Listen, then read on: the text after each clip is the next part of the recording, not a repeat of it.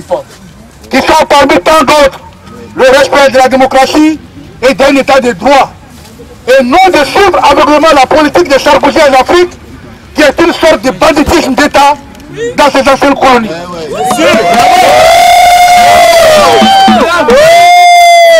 Nous sommes maintenant au XXe siècle. Le colonialisme, la France au XXIe siècle.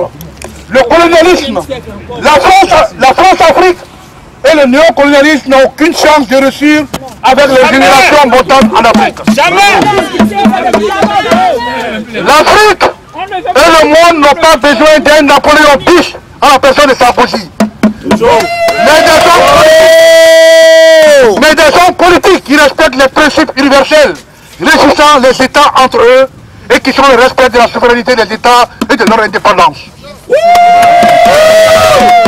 Nous interpellons l'Union européenne, l'ONU, les États-Unis d'Amérique, ainsi que tous les suiveurs de la France, d'arrêter de mettre de l'huile sur le feu dans notre cher pays, en apportant un soutien sans fondement juridique à Alassane Ouattara contre les institutions de notre pays.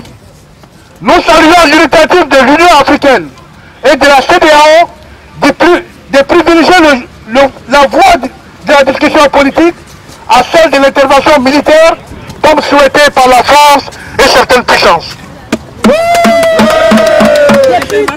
Nous sommes pour une solution pacifique à la crise ivoirienne autour du président Laurent Gbagbo, qui a été élu et reconnu par la constitution ivoirienne. Vive la Côte d'Ivoire, vive la démocratie en Afrique sans ingérence et influence de l'extérieur. Vive le président Laurent Gbagbo. Je vous remercie, la lutte continue. Nous disons aujourd'hui à tous ceux qui veulent nous entendre que la Côte d'Ivoire est fatiguée. Allô? On a les armes, on a attrapé des armes de l'armée française, deux conteneurs remplis de munitions pour venir contre Gbagbo. Nous avons des photos de mercenaires qui ont été envoyés en Côte d'Ivoire, 25 mercenaires français et allemands. Nous avons toutes ces choses. Pardonnez, ayez pitié des pauvres Africains. Pour ne pas que vos familles aussi fassent quelque chose. Que ces familles disent toujours, il faut aider l'Afrique. L'Afrique ne veut plus être aidée par pitié. Mais laissez-nous tranquilles. Nous ne sommes pas aussi pauvres que ça. On n'a pas toujours besoin d'être aidés. On nous envoie du lait sec. On nous envoie des habits défraîchis. L'Afrique peut se prendre en charge. Si la France, pas toute l'Afrique, mais l'Afrique francophone, que la France laisse un peu l'Afrique francophone respirer. Respirer. Sinon, nous tous on va devenir comme les Algériens. Pourquoi est-ce que vous avez peur des Arabes? Parce que l'Africain noir ne pose pas de bombes.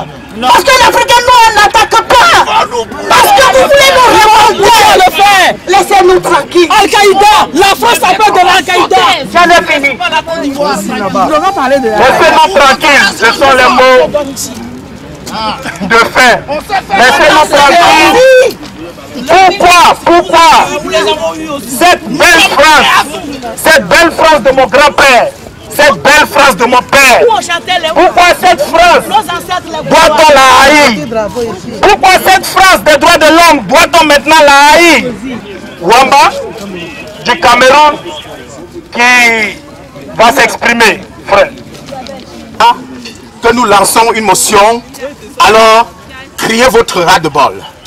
Parce que trop c'est trop. Trop c'est trop. Trop c'est trop. Et nous sommes ici rassemblés en ce jour devant les institutions françaises et européennes. En ce jour où toute l'Afrique dit non. Avant tout ceci, je vais vous rappeler quelque chose. Attendez les filles. Un fait éminent. Avant les élections, je suis prêt à vous apporter des preuves. Il y a eu une réunion très importante en Belgique. Cette réunion regroupait les ambassadeurs, j'allais dire, les diplomates français, les diplomates américains, un représentant de l'Union européenne et les diplomates du Burkina Faso et du Sénégal. Le mot d'ordre était clair, faire partir le président Gbagbo à tout prix. À jamais. C'était le mot d'ordre avant les élections. Ça veut dire ce que nous vivons aujourd'hui a été organisé, dirigé, plané par l'héritier de Chirac au nom de M. Sarkozy.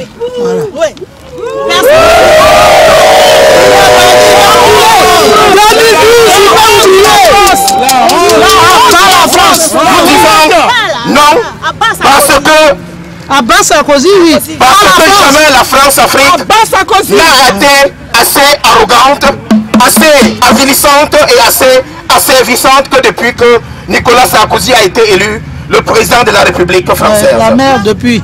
Et considérant que ses prédécesseurs de l'Élysée n'avaient certainement plus de considération pour le peuple de Côte d'Ivoire et pour le président Laurent Gbagbo. Considérant que l'arrogance et le mépris de Sarkozy pour la Côte d'Ivoire sont les plus flagrants et les plus dangereux. Mesdames et messieurs bien-aimés, Sarkozy est un monsieur dangereux. Très dangereux.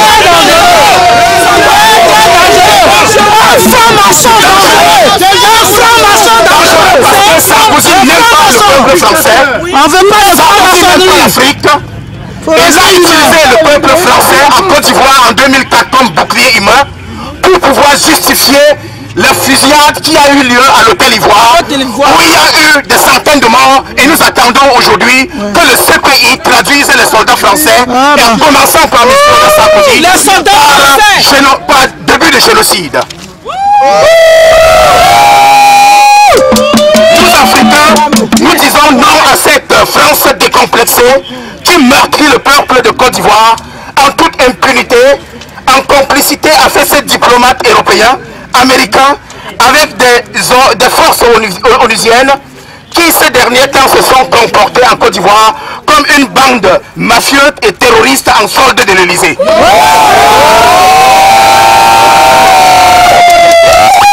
Non parce que la Côte d'Ivoire n'a plus besoin des crimes de la force Licorne et des forces onusiennes. On n'a même pas besoin d'eux. Ils peuvent rentrer. Crimes contre les patriotes ivoiriens, défenseurs de la dignité et de la souveraineté de leur peuple. Ouais, on s'en fout. Tel que ce qu'a vécu, comme je l'ai dit tantôt, depuis 2004 jusqu'à nos jours, où, je l'ai dit, la force Licorne et onusienne a brillé par leur envie de faire de la Côte d'Ivoire un nouveau Rwanda.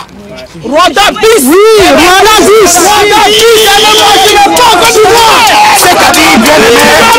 C'est-à-dire bien aimé, tirer à balles réelles contre les manifestations, les manifestants aux mains nues, voire même attiser des haines ethniques et religieuses contre les Ivoiriens.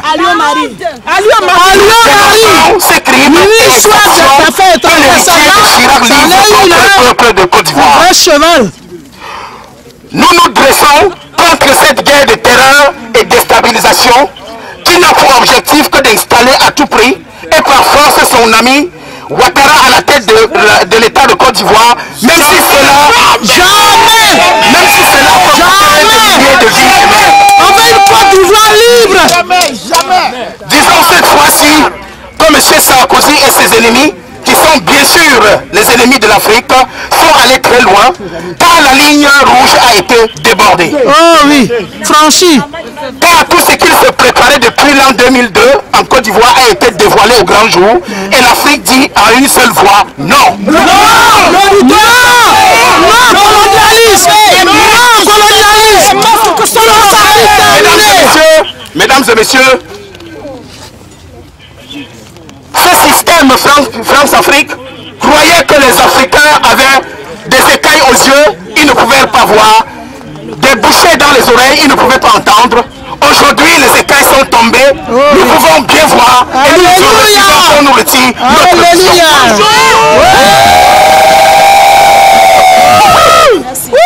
Parce que, le dit aussi dans la Bible, vous connaîtrez la vérité et la vérité vous affranchira. Amen. Amen.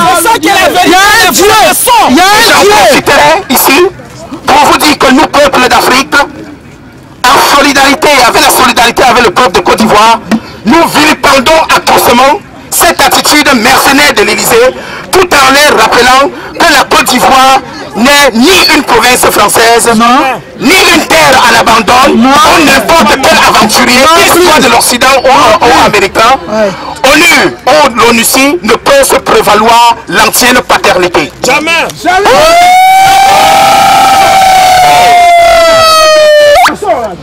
Prenant acte de ce qui précède, nous, peuple africain, avions pris la responsabilité devant l'histoire pour la dignité, la liberté, la démocratie et le progrès de nos peuples.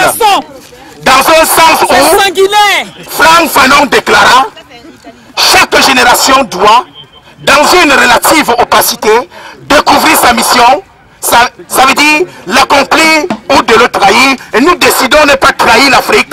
Nous avons choisi le premier cas, c'est-à-dire accomplir notre mission.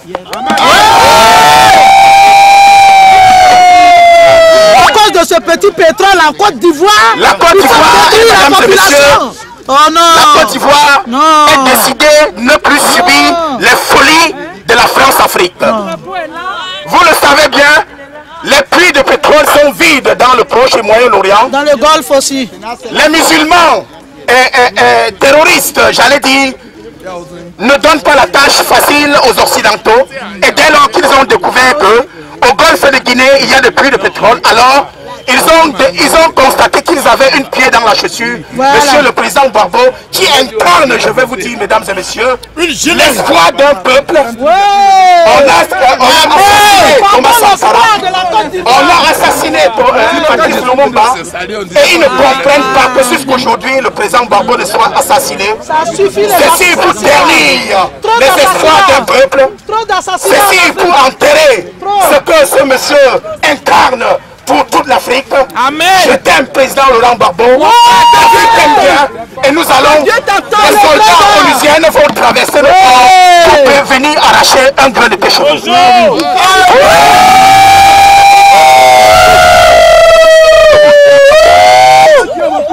Nous invitons vivement les organisations et militants africaines et tous les défenseurs de cette cause à se joindre à l'initiative de patriotes. Je vais entre guillemets saluer Blé Goudé qui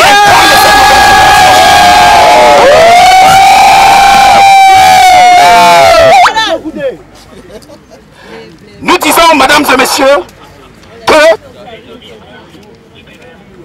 cette cause, ils vont joindre à cette cause afin de porter volontairement pour l'organisation et en tout lieu des actions solidaires et simultanées afin d'opérer une rupture à cette imposture sarkozyste et à poser des actes concrets en vue de l'affirmation immédiate de la souveraineté de la Côte d'Ivoire.